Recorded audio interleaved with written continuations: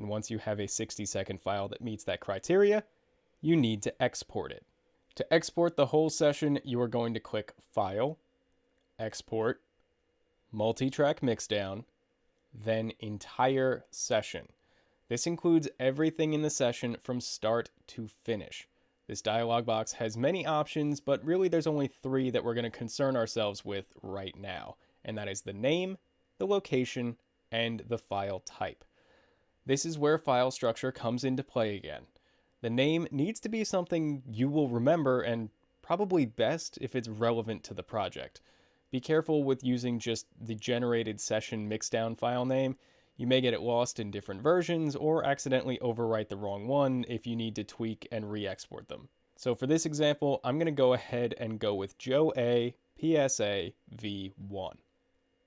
The location needs to be specified by clicking Browse. Now again, I would put it somewhere you know is going to be related to the session file itself.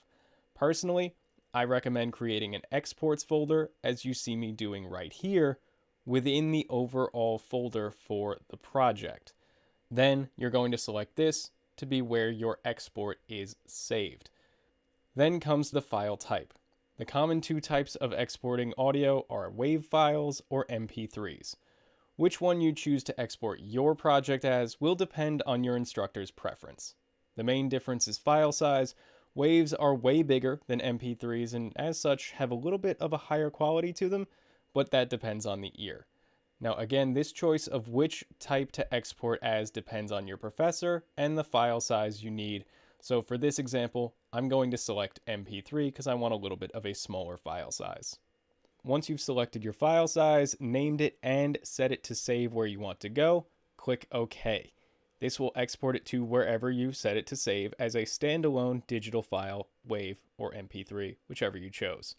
Additionally, it will also log the exported file as a file in the upper left file box in your Audition session. If you do not need to burn the file to CD, you can simply send this digital file to your professor, and again, this depends on the requests of the professor for submission. If you do need to burn it to a CD, we do have a few more steps you're going to need to take.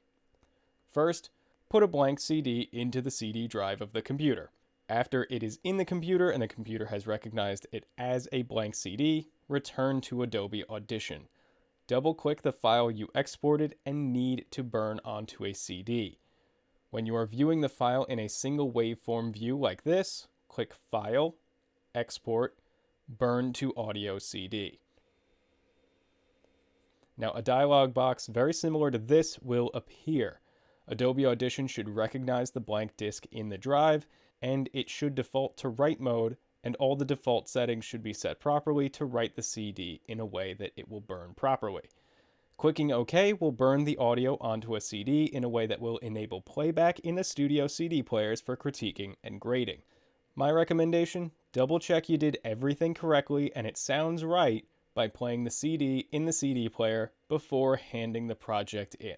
And that's it, guys, the basics of Adobe Audition.